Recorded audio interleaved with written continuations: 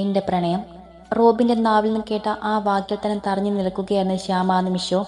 Robin, നീ നീ എന്താ പറഞ്ഞത്? രാധിക നിന്റെ ബാക്കി പൂർത്തിയാക്കാൻ അവന് കഴിയുന്നുണ്ടായിരുന്നില്ല. അവന്റെ തീക്ഷ്ണമായ നോട്ടത്തിൽ ശ്യാം ആദ്യമായി പതറി.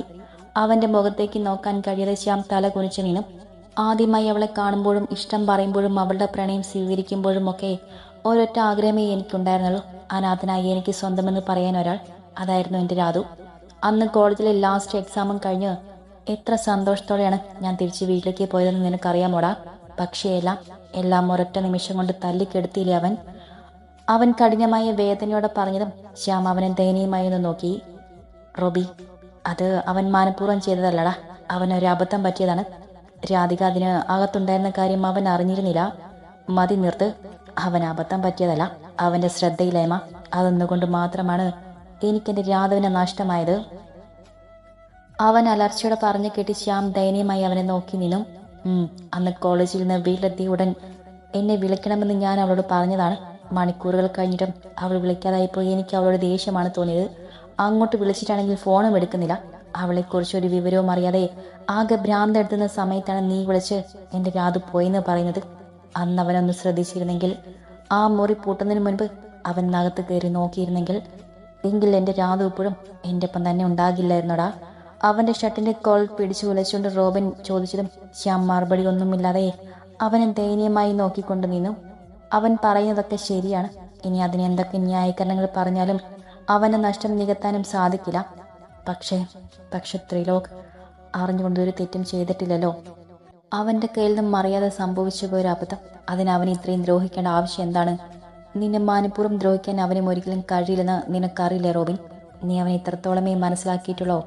റോബിനോടുള്ള ഓരോ ചോദ്യങ്ങളും ശ്യാം തന്റെ മനസ്സിൽ തന്നെ ചോദിച്ചുകൊണ്ടിരുന്നു. റോബി, നീ ഞാൻ പറയുന്നത് കേൾക്ക്.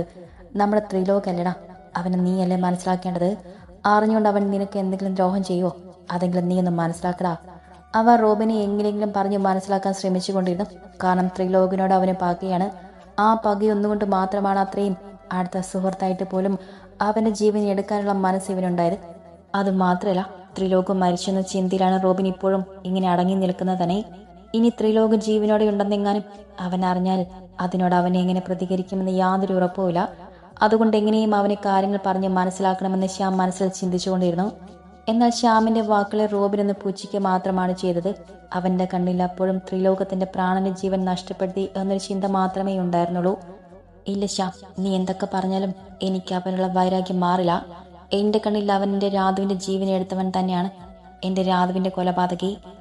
മരണാന്തരത്തിൽ പോലും അവൻ സന്തോഷം അനുഭവിക്കാൻ ഞാൻ സമ്മതിക്കില്ല. അതിനു വേണ്ടിയാണ് ആത്മീയ ഞാൻ ഇവിടെ പിടിച്ചുകൊണ്ട് വന്നത് തന്നെ. ഗൂഢമായി ചീറ്റിയോട് അവൻ പറയുന്നത് കേട്ട് ശ്യാം അവനെ സംശയത്തോടെ നോക്കി. നിനക്ക് മനസ്സിലായില്ലല്ലേ? നീ എന്ന് വിളിച്ചു പറഞ്ഞില്ലേ ത്രിലോകിന്റെ ആത്മാവ് നിങ്ങളോടൊപ്പം ഉണ്ടെന്ന്? അവന്റെ അവസാനത്തെ ആഗ്രഹമായ മിഥുനെ ഒന്ന് കാണിച്ചു കൊടുക്കണമെന്നുമൊക്കെ. ഇല്ലെങ്കിൽ അവന്റെ ആത്മാവിന് ഒരിക്കലും മോശം കിട്ടില്ലല്ലേ? ക്രൂരമായ പുഞ്ചിരികൾ അവൻ പറയുന്നത് കേട്ട് ശ്യാമിന്റെ മുഖത്തൊരു ഞെട്ടലുളവായി. അവന്റെ ആഗ്രഹം ഒരിക്കലും സാധിക്കില്ല ശ്യാം. അവനൊരിക്കലും മോശം കിട്ടില്ല. അതിന് റോബിൻ ജീവിച്ചിരിക്കുമ്പോൾ അനുവദിക്കില്ല. അവൻ പറഞ്ഞു കേട്ട് ശ്യാമിന്റെ കണ്ണുകളൊന്ന് കുറുകി. നിന്റെ ആ മറ്റവളിലെ ആത്മീയ, അവളങ്ങ് ചത്തുമലച്ചാൽ പിന്നെ എങ്ങനെയാണ് അവന്റെ ഒടുക്കത്തെ ആഗ്രഹം സാധിക്കുന്നത്? മരണാന്തരത്തിൽ പോലും അവന് മോശം ലഭിക്കാൻ പാടില്ല. അതിനുവേണ്ടി അവളെ കൊന്നുകളയാൻ പോലും എനിക്ക് യാതൊരു മടിയില്ല. വല്ലാത്തൊരു ഭാവത്തിൽ അവൻ പറഞ്ഞു നിർത്തിയതും ശ്യാം വിശ്വസിക്കാനാവാതെ അവന്റെ മുഖത്തേക്ക് തന്നെ നോക്കി നിന്നു. അതിന് നീയല്ല, നിന്നെ ഉണ്ടാക്കി വിട്ട നിന്റെ തന്ത വിചാരിച്ച പോലും എന്റെ പെണ്ണിന്റെ ഒരു രോമത്തിൽ പോലും തൊടാൻ സാധിക്കില്ല. മുകളിൽ നിന്ന് തപസ്സിന്റെ ഗൗരവമാർന്ന ശബ്ദം കേട്ടതും അവർ ഇരുവരും ഞെട്ടലോടെ മുകളിലേക്ക് തല ഉയർത്തി നോക്കി. ആമയെ ചേർത്ത് പിടിച്ചുകൊണ്ട് പടികൾ ഓരോന്നായി ഇറങ്ങി വരുന്നവന്റെ കണ്ണുകളിലെ തീക്ഷ്ണത കണ്ട് ഒരു നിമിഷം റോബിനൊന്ന് പതറിയെങ്കിലും അതിനേക്കാൾ ഉപരി ത്രിലോകിനുള്ള പക അവന് ദേഷ്യത്തിന്റെ കൊടുമുടിയിലെത്തിച്ചിരുന്നു. അവൻ അതേ ദേഷ്യത്തോടെ തന്നെ തപസ്സിനെ നോക്കി. എന്റെ കൺമുന്നിൽ വെച്ച് എന്റെ പെണ്ണിന്റെ ഒരു ചെറു രോമത്തിലെങ്കിലും തൊടാൻ നിനക്ക് ധൈര്യമുണ്ടോ റോബിൻ? എങ്കിൽ ഞാനൊന്ന് കാണട്ടെ.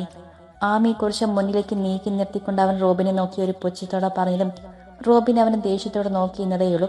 ഓ, ഈ കാരൻ എന്നെ കൊലക്കി കൊടുക്കാനുള്ള ഏർപ്പാടാണെന്ന് തോന്നുന്നു. ആമി ആത്മകഥം പറഞ്ഞുകൊണ്ട് അവനെ ചെറിഞ്ഞു നോക്കി. അപ്പോഴും തപസ്സിന്റെ കണ്ണുകൾ റോബിന്റെ മുഖത്ത് തന്നെയായിരുന്നു. എന്താ റോബിൻ, ഇപ്പൊ നിനക്കൊന്നും ചെയ്യണ്ടേ എന്റെ പെണ്ണിനെ? തപസ് കലിയോടെ ചോദിച്ചു കേട്ട് അവനൊന്ന് പുച്ഛിച്ച് ചിരിച്ചു.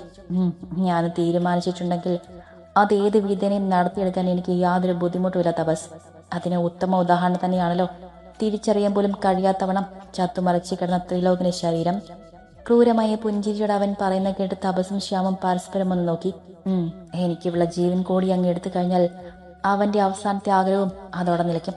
എന്റെ രാധുവിനെ പോലെ ആഗ്രഹം സബലീകരിക്കാതെ ഒരു ഗതികെട്ട ആത്മാവായി അവനും ഈ ലോകം വിട്ടു പോകേണ്ടി വരും. മനസ്സ് കല്ലാക്കിക്കൊണ്ട് അവനത് പറയുമ്പോൾ അവന്റെ ശബ്ദം ചെറുതായി നിടറിയിരുന്നു. അത് മനസ്സിലായതുപോലെ ശ്യാമ അവന്റെ അരികിലേക്ക് വന്നു. നീ പറഞ്ഞതൊക്കെയും ഞാൻ സമ്മതിക്കുന്നു. നിന്റെ പ്രിയപ്പെട്ടവളെ നഷ്ടമാക്കിയ ത്രിലോകനുള്ള പക നീ അവന്റെ ജീവൻ എടുത്തുകൊണ്ട് തീർത്തു. ഇപ്പോ ആത്മയുടെ ജീവൻ എടുക്കാൻ ശ്രമിച്ചുകൊണ്ട് അവന്റെ അവസാനത്തെ ആഗ്രഹം പൂർത്തീകരണം പോലും നിഷേധിക്കുന്നു. ഇവിടെ നിനക്ക് പറയാൻ നിന്റേതായ ന്യായീകരണങ്ങൾ ഉണ്ടാകും. അതൊക്കെ ഞാൻ സമ്മതിക്കുന്നു.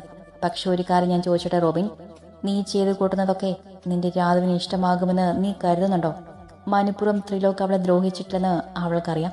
അതൊരു ആക്സിഡന്റ് ആയിരുന്നു, അറിയാതെ സംഭവിച്ചു പോയത്. റോഡിൽ കൂടി തന്നെ എത്ര ആക്സിഡന്റുകൾ സംഭവിക്കുന്നു. അതിനൊക്കെ പ്രതികാരം ചെയ്യാനാണെങ്കിൽ ഇന്ന് ആരെല്ലാം ആരൊക്കെ കൊല്ലേണ്ടി വരുമായിരുന്നു. ശ്യാം അവനെ നോക്കി സമാധാനത്തോടെ പറയുന്ന കേട്ട് റോബിൻ ഒരു നിമിഷം അവനെ തന്നെ നോക്കി നിന്നു.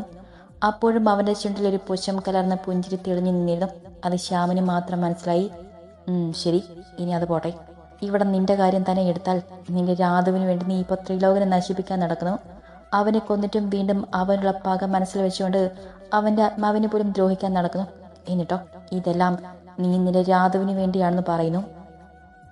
എന്നാ ഞാൻ എൻ്റെ ഒരു സംശയം ചോദിക്കട്ടെ, നീ നിന്റെ രാധുവിന് വേണ്ടി ഒരുത്തന്റെ ജീവൻ എടുക്കുന്ന ദുഷ്ടപ്രവൃത്തി അല്ലാതെ മറ്റെന്താണ് ചെയ്തിട്ടുള്ളത്? അവളുടെ ആഗ്രഹങ്ങളായ അവളുടെ അമ്മയും അനിയത്തിയും സംരക്ഷിച്ചിട്ടുണ്ടോ? അവളെ പ്രണയിച്ചിരുന്ന നിനക്ക് അവളുടെ കുടുംബാന്തരീക്ഷം മനസ്സിലായിട്ടുണ്ടാകുമായിരുന്നല്ലോ. എന്നിട്ട് അവർക്ക് വേണ്ടി നീ എന്ത് ചെയ്തു? പ്രാണനെ പോലെ സ്നേഹിച്ച സ്വന്തം മകൾ നഷ്ടമായ ആ അമ്മയ്ക്ക് സ്നേഹിച്ച് കൊതി തീരുമുൻപേ കൂടപ്പിറപ്പിനെ നഷ്ടമായ ആ അനിയത്തിക്ക് വേണ്ടി നീ എന്തെങ്കിലും ഒരു നല്ല കാര്യം ചെയ്തിട്ടുണ്ടോ?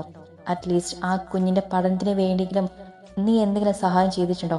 അതെല്ലാം പോട്ടെ, അവളുടെ മരണശേഷം നീ ആ വീട്ടിലേക്കെങ്കിലും ഒന്ന് പടി കയറി ചെന്നിട്ടുണ്ടോ? അവരെ ഒരു സമാധാന വാക്കെങ്കിലും പറഞ്ഞ് ആശ്വസിപ്പിച്ചിട്ടുണ്ടോ? പറയടാ, നീ ഇതെന്തെങ്കിലും ചെയ്തിട്ടുണ്ടോ? ഒരു നിമിഷം ശ്യാം തന്റെ നേരെ തൊടുത്തുവിട്ട ചോദ്യങ്ങൾ കേട്ട് അവൻ പകപ്പോടെ അവനെ നോക്കി നിന്നു.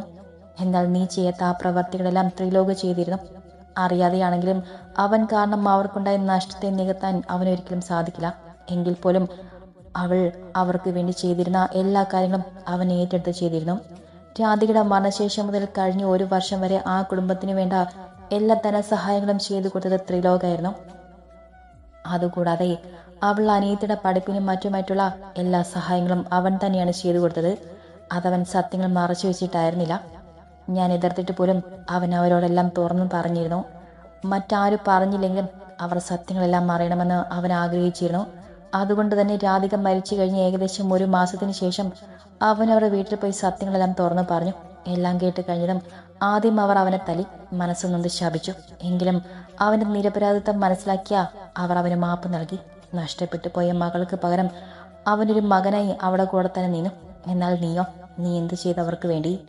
അലർച്ചയുടെ ശ്യാം അവനെ നോക്കിക്കൊണ്ട് ചോദിച്ചതും അവൻ മറുപടിയൊന്നുമില്ലാതെ തല കുനിച്ചു നിന്നു. അവന്റെ കണ്ണിലും കണ്ണുനീർ വാർന്നൊഴുകിക്കൊണ്ടിരുന്നു. എന്താടാ, എനിക്കിപ്പം മറുപടിയില്ലേ? വീറി പിടിച്ച നായെപ്പോലെ അലറണ്ട. തന്റെ മുന്നിൽ മൗനമായി നിൽക്കുന്ന റോബിനെ നോക്കിക്കൊണ്ട് ശ്യാം വർദ്ധിച്ച ദേഷ്യത്തോടെ അവനെ പിന്നിലേക്ക് തള്ളിയിട്ടുകൊണ്ട് ചോദിച്ചു. അവന്റെ തള്ളിൽ റോബിൻ നിലത്തേക്ക് മലർന്നു വീണു. നീ വെറും സ്വാർത്ഥനായിരുന്നു റോബിൻ. നീ ഒരിക്കലും രാധികയെ സ്നേഹിച്ചിരുന്നില്ല. ശ്യാം അവന്റെ അരികിലേക്ക് വന്ന് കുനിഞ്ഞിരുന്നുകൊണ്ട് പറഞ്ഞതും റോബിൻ ഞെട്ടലുടെ മുഖം ഉയർത്തി നോക്കി. അവൻ അരുന്ന രീതിയിൽ തല ഇരുവശത്തേക്ക് മാറ്റി. വേണ്ട ശ്യാം, അങ്ങനെ പറയരുത്. എന്റെ രാധുവിനെ ഞാൻ സ്നേഹിച്ചതുപോലെ മറ്റാരെയും ഞാൻ സ്നേഹിച്ചിട്ടില്ല. അതുകൊണ്ടാണ് അവളുടെ പ്രാണനെടുത്തവൻ എന്റെ ആത്മാർത്ഥ സുഹൃത്തായിട്ട് പോലും അവനോട് ഒരിക്കലും എനിക്ക് ക്ഷമിക്കാൻ കഴിയാഞ്ഞത്. റോബിൻ അവന്റെ വാദങ്ങളെ എതിർത്തുകൊണ്ട് പറഞ്ഞു. ഇല്ല റോബിൻ, നീ അവളെ സ്നേഹിച്ചിട്ടില്ല. നീ സ്നേഹിച്ചത് മുഴുവനും നിന്നെ മാത്രമായിരുന്നു. അതുകൊണ്ടാണ് അവളെ നിനക്ക് നഷ്ടപ്പെടാൻ കാരണക്കാരനായി ത്രിലോകിനോട് നിനക്ക് പക തോന്നിയത്. നീ നിന്നെക്കുറിച്ച് മാത്രമേ ചിന്തിച്ചുള്ളൂ. നിന്റെ സ്വപ്നങ്ങൾ നഷ്ടപ്പെട്ടത്, നിന്റെ ആഗ്രഹങ്ങൾ നഷ്ടമായത്, അതിന് കാരണക്കാരനായതിനോട് നിനക്ക് പക തോന്നി. അതാണ് യഥാർത്ഥ സത്യം. എന്താ ഞാൻ പറഞ്ഞത് ശരിയല്ലേ? അല്ല, നീ പറയുന്നതൊക്കെയും നുണയാണ്. എന്റെ രാധു, അവളെ ഞാൻ ഒത്തിരി സ്നേഹിച്ചിരുന്നു. അവൾക്ക് വേണ്ടിയാണ് ഞാൻ ത്രിലോകിനെ വരെ ഇല്ലാതാക്കിയത്. അവൻ എന്തൊക്കെയോ പുലമ്പിക്കൊണ്ട് നിലത്തേക്കിരുന്നു. പറയുന്നതൊക്കെയും ക്രൂരമായ വാക്കുകളാണെന്ന് അറിയാമെങ്കിലും ഇപ്പൊ റോബിനെ തടഞ്ഞു നിർത്താൻ ഇതേ മാർഗമുള്ളെന്ന് ശ്യാമ ഓർത്തു. അല്ലെങ്കിൽ ചിലപ്പോൾ പകമുറ്റിയ മനസ്സോടെ അവൻ ഇതിലും വലിയ ക്രൂരതകൾ ചെയ്യും. അത് പലർക്കും ഇനിയും വലിയ നഷ്ടങ്ങൾ തന്നെ വരുത്തി വെക്കും. അവൻ ആമി എന്ന് നോക്കിക്കൊണ്ട് മനസ്സിൽ പറഞ്ഞു. അല്ല, എൻ്റെ രാധവിനെ ഞാൻ സ്നേഹിച്ചിരുന്നു. അവളെൻ്റെ പ്രാണനായിരുന്നു. അപ്പോഴും ശ്യാമിൻ്റെ വാക്കുകളെ എതിർത്തുകൊണ്ട് റോബിൻ എന്തൊക്കെയോ പുലമ്പിക്കൊണ്ടിരിക്കുകയായിരുന്നു. നിലത്തിരുന്ന് എന്തൊക്കെയോ പുലമ്പിക്കൊണ്ടിരിക്കുന്ന ശ്യാം ഒരു നിമിഷം സഹതാപത്തോടെ നോക്കി നിന്നു. ത്രിലോകിനോടൊപ്പം തന്നെ തനിക്ക് ഏറ്റവും പ്രിയപ്പെട്ടവനായവനാണ്. ത്രിലോകം താനും തമ്മിൽ കുഞ്ഞിലെ മുതൽ ഫ്രണ്ട്ഷിപ്പ് ഉണ്ടായിരുന്നുവെങ്കിലും എഞ്ചിനീയറിംഗ് പഠനകാലത്താണ് റോബിൻ ഞങ്ങൾക്കിടയിലേക്ക് വരുന്നത്. അനാഥനാണെന്ന് പറഞ്ഞ എല്ലാത്തിലും ഒഴിഞ്ഞു മാറി ഒറ്റയ്ക്കിരിക്കാൻ ശ്രമിക്കുന്നതിനെ വലിച്ച് കൂടെ കൂട്ടുമ്പോൾ ത്രിലോക് അവനോട് പറഞ്ഞ ഒരു കാര്യമുണ്ടായിരുന്നു. നീ ഇനി മുതൽ തനിച്ചല്ല. ഞങ്ങൾ 2 കൂടപ്പിറപ്പുകൾ നിന്നോടൊപ്പം തന്നെ ഉള്ളപ്പോൾ നീ പിന്നെ എങ്ങനെയാണ് തനിച്ചാകുന്നത്? അവൻ്റെ ആ ചോദ്യത്തിൽ കണ്ണു നിറച്ച് അവനെ ചുറ്റിപ്പിടിച്ചുകൊണ്ട് ഏങ്ങി കരഞ്ഞ റോബിനെ മനസ്സിൽ തെളിഞ്ഞതും ശ്യാമിൻ്റെ കണ്ണുകൾ ഈറാനായി. അന്നിവന് ആത്മവിശ്വാസവും ധൈര്യവും പകർന്നു നൽകിയ അവന് ഒരു വ്യക്തിത്വം തന്നെ ഉണ്ടാക്കിയെടുക്കാൻ സഹായിച്ച അതേ മനുഷ്യനെ തന്നെ വെറും പകയുടെ പേരിൽ അവൻ കൊല്ലാൻ ശ്രമിച്ചുവല്ലോ. അത് ഓർക്കുന്തോറും ശ്യാമിൻ്റെ മുഖമാകെ വലിഞ്ഞു മുറുകി. ദേഷ്യം നിയന്ത്രിക്കാൻ എന്നതുപോലെ അവനൊരു നിമിഷം മുഷ്ടി ചുരുട്ടി പിടിച്ച് കണ്ണുകൾ മുറുക്കി അടച്ചു നിന്നു. ആരുടെ സ്പർശം തോളിലറിഞ്ഞതും അവൻ കണ്ണുകൾ തുറന്നു നോക്കി. മുന്നിൽ നിൽക്കുന്ന തപസ്സിനെ കണ്ട് അവന് ചിരിക്കാൻ ശ്രമിച്ചു. നമുക്ക് പോകണ്ടേ ശ്യാം? ടൈമില്ല. അവിടെ തപസ് തന്റെ കയ്യിൽ കെട്ടിരിക്കുന്ന ടൈം ബാൻഡിലേക്ക് നോക്കിക്കൊണ്ട് പറഞ്ഞതും ശ്യാമിന്റെ മുഖത്ത് നിസ്സഹത നിറഞ്ഞു. അവൻ ദയനീയമായി തപസ്സിനെ നോക്കിയതും അവൻ ശ്യാമിന്റെ തോളിൽ തട്ടി ആശ്വസിപ്പിച്ചു. എന്തായാലും വാ, ഇനിയെല്ലാം വരുന്നിടത്ത് വെച്ച് കാണാം. അവൻ അങ്ങനെ പറഞ്ഞതും ശ്യാം ഒരു ദീർഘശ്വാസം എടുത്തുകൊണ്ട് തലയാട്ടി. ശേഷം റോബിന്റെ അരികിലേക്ക് നടന്നു ചെന്നു. തന്റെ തോളിൽ ആരും സ്പർശിച്ചറിഞ്ഞതും എന്തൊക്കെ ചിന്തിച്ചുകൊണ്ട് പുലമ്പിക്കൊണ്ടിരുന്ന റോബിൻ മുഖമുയർത്തി നോക്കി. റോബി, നിന്റെ അവസ്ഥ എനിക്ക് മനസ്സിലാകും. പ്രാണനെ പോലെ പ്രണയിച്ചുള്ള ഒരു നിമിഷം കൊണ്ട് ഇല്ലാതായി എന്ന് കേൾക്കുമ്പോഴുള്ള മാനസികാവസ്ഥ അത് ഭീകരം തന്നെയാണ്. അവളോടൊപ്പമുള്ള ഒരു ജീവിതം നീ ഒരുപാട് സ്വപ്നം കണ്ടിട്ടുണ്ടെന്ന് എനിക്കറിയാം. പക്ഷെ റോബി, വിധി നിങ്ങൾക്കെതിരായിരുന്നു. നിങ്ങൾക്കിടയിലേക്ക് വില്ലനും വിധി തന്നെയായിരുന്നു. അവൻ അത് പറഞ്ഞതും റോബിൻ കല്ലിച്ച മുഖഭാവത്തോടെ അവനെ നോക്കി. ഞാൻ പറഞ്ഞത് നിനക്ക് മനസ്സിലാകുമോ എന്ന് എനിക്കറിയില്ല. എങ്കിലും നിന്നോട് പറയാതിരിക്കാൻ വയ്യ. നീ രാധിക ആത്മാർത്ഥമായിട്ടാണ് പ്രണയിച്ചിരുന്നെങ്കിൽ ഉള്ളിൽ ഈ പകയും വൈരാഗ്യവും എല്ലാം മാറ്റിവെച്ച ശേഷം അവൾക്ക് വേണ്ടി ജീവിക്കുക. നീ അല്ലേ പറഞ്ഞത് അവൾക്ക് ഒരുപാട് ആഗ്രഹങ്ങൾ ഉണ്ടായിരുന്നെന്ന്? അവളുടെ അമ്മയുടെ ചികിത്സ, അനിയത്തിയുടെ പഠിപ്പ്, അങ്ങനെ നിനക്ക് കഴിയുമെങ്കിൽ നീ അവയ്ക്ക് സാധിച്ചു കൊടുക്ക്. മകൾ നഷ്ടപ്പെട്ട അമ്മയ്ക്കൊരു മകനെ, കൂടപ്പിറപ്പിന് നഷ്ടമായ കുഞ്ഞിന് ചേട്ടനായി. അങ്ങനെ നീ ചെയ്താൽ അതായിരിക്കും നീ രാധയ്ക്ക് വേണ്ടി ചെയ്തു കൊടുക്കുന്ന ഏറ്റവും വലിയ പുണ്യപ്രവൃത്തി. അവൻ പറഞ്ഞു കേട്ട് റോബിന്റെ കണ്ണുകളിൽ ഒരു തിളക്കമുണ്ടായി. കഴിഞ്ഞ 1 വർഷം വരെ അവരുടെ കാര്യങ്ങളെല്ലാം കൃത്യമായിട്ട് തന്നെ ത്രിലോക് നോക്കിയിരുന്നു. പക്ഷെ അതിനുശേഷം എന്താണ് അവർക്ക് സംഭവിച്ചതെന്ന് അറിയില്ല. ശ്യാം പറഞ്ഞു കേട്ട് റോബിൻ്റെ ഉള്ളിൽ എന്തോ ഒരു ആത്മവിശ്വാസം നിറഞ്ഞതുപോലെ തോന്നി. അവന്റെ മുഖത്തൊരു ചെറുപുഞ്ചിരി തെളിഞ്ഞു. അതെ, ശ്യാം പറഞ്ഞതാണ് ശരി. ഇനിയുള്ള തന്റെ ജീവിതം തന്റെ രാധവിന്റെ കുടുംബത്തിന് വേണ്ടിയുള്ളതാവണം. അവർക്ക് വേണ്ടി ജീവിക്കണം. എൻ്റെ രാധവിന്റെ നടക്കാതെ പോയ ഓരോ ആഗ്രഹങ്ങളും എനിക്ക് സാധിച്ചു കൊടുക്കണം. അതിനുവേണ്ടി മാത്രമായിരിക്കും ഇനിയുള്ള എൻ്റെ ജീവിതം. അവൻ മനസ്സിൽ ദൃഢപ്രതിജ്ഞ എടുത്തുകൊണ്ട് ശ്യാമിൻ്റെ അരികിലേക്ക് വന്നു. നീ പറഞ്ഞതാണ് ശരി ശ്യാം. എൻ്റെ രാധവിനുള്ള പ്രണയം ഇങ്ങനെയല്ല ഞാൻ തെളിയിക്കേണ്ടത്. നീ പറഞ്ഞതുപോലെ അവൾ നടക്കാതെ പോയ ഓരോ ആഗ്രഹങ്ങളെ സാധിച്ചു കൊടുത്തുകൊണ്ട് വേണം ഞാൻ അവളോടുള്ള എൻ്റെ പ്രണയം തെളിയിക്കേണ്ടത്. അതുകൊണ്ട് തന്നെ ഇനിയുള്ള എൻ്റെ ജീവിതം എൻ്റെ രാധവിൻ്റെ കുടുംബത്തിന് മാറ്റി വയ്ക്കുകയാണ്. ഇനി എൻ്റെ മനസ്സിൽ പകയും ദേഷ്യവും ഒന്നുമില്ല. എല്ലാം ഞാൻ അവസാനിപ്പിച്ചു. ത്രിലോകിനോടുള്ള എൻ്റെ അവസാന പ്രതികാരവും വീട്ടിൽ കഴിഞ്ഞു. എൻ്റെ രാധവിൻ്റെ അരികിലേക്ക് പോകണം എന്നായിരുന്നു ഞാൻ കരുതിയിരുന്നത്. ഒരു നിമിഷം അവൻ്റെ വാക്കുകൾ കേട്ട് ശ്യാം ഒന്ന് ഞെട്ടി. റോബിൻ, നീ എന്നാൽ ഇപ്പോൾ അങ്ങനെ ഒരു ചിന്ത പോലും എൻ്റെ മനസ്സില്ല. എനിക്ക് ജീവിക്കണം. എൻ്റെ രാധവിൻ്റെ നടക്കാതെ പോയ ഓരോ ആഗ്രഹങ്ങളുമായി സാധിച്ചു കൊടുത്ത് അവളുടെ കുടുംബത്തിൻ്റെ സംരക്ഷകനായി, ആ അമ്മയുടെ മകനായി, ആ കുഞ്ഞിന് ചേട്ടനായി എനിക്ക് ജീവിക്കണം. റോബിൻ അത് പറഞ്ഞു കഴിഞ്ഞതും ശ്യാം അവനെ മുറുകെ പുണർന്നു. പരസ്പരം പറയാൻ വാക്കുകളൊന്നുമില്ലാതെ ആ 2 സുഹൃത്തുക്കളും ഒരു നിമിഷം മൗനമായി തന്നെ നിന്നു. ശ്യാം. അല്പസമയത്തിന് ശേഷം അവനിൽ നിന്ന് മകന്ന് മാറിക്കൊണ്ട് റോബിൻ വിളിച്ചതും ശ്യാം അവനെ ഒന്ന് നോക്കി. ത്രിലോകിനോട് ഞാൻ ചെയ്ത് തെറ്റാണോ ശരിയാണെന്ന് എനിക്കിപ്പോഴും അറിയില്ല. എൻ്റെ കണ്ണിൽ ഇപ്പോഴും അവൻ്റെ രാധവിന് ജീവനെടുത്തവൻ തന്നെയാണ്. അതുകൊണ്ട് തന്നെ അവനോട് ക്ഷമിക്കാൻ എനിക്ക് കഴിയുമെന്ന് തോന്നുന്നില്ല. നീ എന്തൊക്കെ പറഞ്ഞാലും അവൻ്റെ അശ്രദ്ധ അതുകൊണ്ട് തന്നെയാണല്ലോ എൻ്റെ രാധവിൻ്റെ ജീവൻ നഷ്ടമായത്. അവൻ പറഞ്ഞത് ശ്യാം അവനെ ദയനീയമായി നോക്കി. എടാ, നീ ഇപ്പോഴും അവനെന്തോ പറയാൻ തുടങ്ങുമ്പോഴേക്കും റോബിൻ അതിനെ കൈ ഉയർത്തി തടഞ്ഞു. അവനോട് എനിക്ക് ദേഷ്യമുണ്ട്, അത് സത്യം തന്നെയാണ്. പക്ഷേ നീ അതിൻ്റെ പേരിൽ അവനെ ദ്രോഹിക്കാനോ അവൻ്റെ മരണാനന്തര ആഗ്രഹം ഇല്ലാതാക്കാനോ ഞാൻ ശ്രമിക്കില്ല. ആമി, ഇനി ത്രിലോക് നിന്റെ മുന്നിൽ വരുമ്പോൾ നീ അവനോട് പറയണം, അവനോട് ക്ഷമിക്കാൻ എനിക്കൊരിക്കലും കഴിയില്ലെന്നും പക്ഷെ അവനെ ദ്രോഹിക്കാനായി ഇനി ഞാൻ തന്നെ ചെയ്യില്ലെന്നും റോബിൻ പറഞ്ഞു കേട്ട് ആമി എന്ന് പുഞ്ചിരിച്ചു. പെട്ടെന്നാണ് അവൾക്ക് ത്രിലോകിന്റെ കാര്യം ഓർമ്മ വന്നത്. തപസ്, ത്രിലോകേട്ടൻ ഈ നേരം വരെയും എൻ്റെ അരികിലേക്ക് വന്നിട്ടില്ല. അല്ലെങ്കിൽ ഞാൻ വിളിച്ചാലോ എനിക്കെന്തെങ്കിലും ആപത്ത് സംഭവിച്ചാലോ ആ നിമിഷം എൻ്റെ അരികിലേക്ക് എത്തിക്കണേ. ഇതിപ്പോൾ ഇത്ര നേരമായിട്ടും എനിക്ക് ദുപ്പിക്കെടുത്തു തോന്നും. ആമി പറഞ്ഞു കെട്ടി ശ്യാമിൻ്റെ നെഞ്ചിൽ ഒരു വെള്ളിടി വെട്ടി. അവൻ തപസ്സിനെ നോക്കിയ ശേഷം ഒരു ദീർഘശ്വാസം എടുത്തു വിട്ടുകൊണ്ട് റൂബിന് നേരെ തിരിഞ്ഞു. റൂബി, നിന്നോട് പറയാനായി ഒരു കാര്യം കൂടി ഉണ്ടായിരുന്നു. ഞാനത് നിന്നോട് പറയാൻ തുടങ്ങിയതായിരുന്നു. പക്ഷേ ഇനി ഞാനത് പറയുന്നില്ല. എന്തെങ്കിലും നീ അറിയുമ്പോൾ അറിഞ്ഞാൽ മതി. അവൻ പറഞ്ഞിട്ട് റൂബിൻ അവന് സംശയത്തോടെ നിന്ന് നോക്കി. അതിന് മറുപടി അവൻ തോളിൽ നിന്ന് തട്ടിക്കൊണ്ട് ശ്യാം തപസ്സിന്റെയും മാമയുടെയും നിരക്ക് തിരിഞ്ഞു. പോകാം. ശ്യാം പറഞ്ഞതും അവർ ഇരുവരും അവനെ നോക്കി നിന്ന് തലയാട്ടിയ ശേഷം റൂബിനെ നോക്കിക്കൊണ്ട് പുറത്തേക്ക് നടന്നു. പോട്ടടാ. ശ്യാം ചോദിച്ചതും ഒരു നിർജീവമായ പുഞ്ചിരി മറുപടിയെ നൽകിക്കൊണ്ട് റോബിൻ ഒന്ന് തലയാട്ടി. അവനെ ഒന്നുകൂടെ നോക്കിക്കൊണ്ട് ശ്യാം തിരിഞ്ഞു നടക്കുമ്പോൾ അവർ പോയ വഴി നോക്കി നിർവികാരകൾ നിൽക്കാൻ മാത്രമേ റോബിന് സാധിച്ചുള്ളൂ. എങ്കിലും ഇനിയുള്ള തന്റെ ജീവിതത്തിൽ എന്തൊക്കെയോ പ്രതീക്ഷകളുണ്ടെന്ന് അവന് ബോധ്യമായിരുന്നു. അതുതന്നെ അവനിൽ വല്ലാത്തൊരു ആത്മവിശ്വാസം നിറച്ചു. പുറത്തേക്കിറങ്ങി ശ്യാം തപസ്സും മാമയും കുട്ടി അവർ വന്ന കാറിനരികിലേക്ക് വേഗത്തിൽ നടന്നു. വേഗം വാ തപസ്, സമയൊട്ടൂല. നേരം പുലരാൻ ഇനിയും വെറും 2 മണിക്കൂറുകൾ മാത്രമേ ഉള്ളൂ. അതിനുള്ളിൽ നമുക്ക് അവിടെ എത്തണം.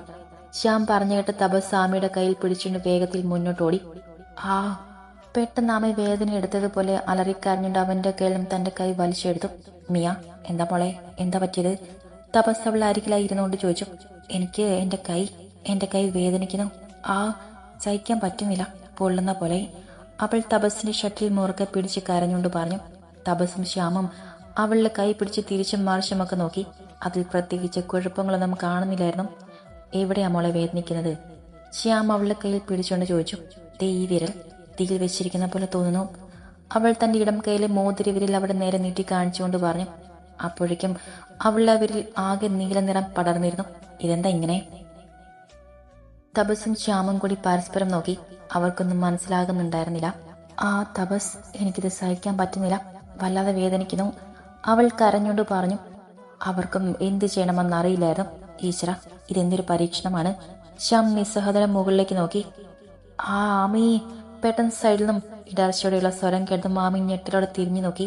അയ്യോ ത്രിലോകേട്ടാ, എന്താ പറ്റിയേ? തളർച്ചയുടെ അവശ്യ നിലയിൽ തന്റെ മുന്നിൽ നിൽക്കാൻ ശ്രമിക്കുന്ന ത്രിലോകനെ കണ്ടതും അവൾ ഓടി അവന്റെ അരികിലേക്ക് ചെന്നു. ശ്യാമും തപസ്സും പരസ്പരം വന്ന് നോക്കി. അവർക്ക് അവനെ കാണാൻ സാധിക്കുന്നുണ്ടായിരുന്നില്ല. എന്താ ത്രിലോകേട്ടാ, എന്താ പറ്റിയത്? ഇത്രയും നേരം എവിടെയായിരുന്നു? ഞാൻ എത്ര നേരമായി വിളിക്കുന്നെന്നറിയോ? അവന്റെ അരികിലേക്ക് വന്നുകൊണ്ട് അവൾ അവനോടായി ചോദിച്ചു. അപ്പോഴേക്കും അവൻ തളർച്ചയോടെ നിലത്തേക്ക് വീണിരുന്നു. അയ്യോ ത്രിലോകേട്ടാ. അവൾ അവനെ പിടിച്ചെഴുന്നേൽപ്പിക്കാൻ ശ്രമിച്ചു. ആമി, പൂജ മുടക്കണം. വിറയ്ക്കുന്ന ശബ്ദത്തിൽ അവൻ അത്രമാത്രം പറഞ്ഞു കഴിഞ്ഞപ്പോഴേക്കും അവൻ പകുതിയോളം ഒരു സ്തംഭനാവസ്ഥയിലേക്ക് മാറിയിരുന്നു. ത്രിലോകേട്ടാ. അവൾ അവനെ കുലുക്കി വിളിക്കാൻ ശ്രമിച്ചുകൊണ്ടിരുന്നു. എന്താമി, എന്തവന് പറ്റിയത്? എന്തവൻ പറയുന്നത്? ശ്യാമൻ തപസ്സും അവളുടെ അരികിലേക്ക് ഓടി വന്നുകൊണ്ട് ചോദിച്ചു. അതെന്താണെന്ന് അറിയില്ല. ത്രിലോകേട്ടൻ തളർന്നു വീണു. എന്തോ പൂജ മുടക്കണമെന്നൊക്കെ പറഞ്ഞിരുന്നു. അവൾ അവരോടായി പറഞ്ഞു. പെട്ടെന്ന് ശ്യാമിന്റെ പോക്കറ്റിൽ കിടന്ന ഫോൺ ബെല്ലടിക്കാൻ തുടങ്ങി. അവൻ പെട്ടെന്ന് തന്നെ ഫോൺ കയ്യിലേക്ക് എടുത്ത് സ്ക്രീനിലേക്കൊന്ന് നോക്കി. മിഥുനാണല്ലോ. അവൻ സംശയത്തോടെ പറഞ്ഞു. എന്തായാലും നീ കോൾ എടുക്ക്. തപസ് പറഞ്ഞതും ശ്യാം പെട്ടെന്ന് തന്നെ കോൾ അറ്റൻഡ് ചെയ്ത് ചെവിയിലേക്ക് വെച്ചു. വാട്ട്? ഒരു നിമിഷം മറുവശത്തും കേട്ട വാർത്തയിൽ ശ്യാമിന്റെ കണ്ണുകൾ നിറഞ്ഞൊഴുകി. എന്താടാ, എന്താ പറ്റിയേ? ത്രിലോക്, അവൻ പോയി. ശ്യാമിന്റെ നാവിൽ നിന്ന് വീണ വാക്കുകൾ കേട്ട് തപസ് ഒരു നിമിഷം എന്തു പറയണമെന്നറിയാതെ തറഞ്ഞിരുന്നു പോയി.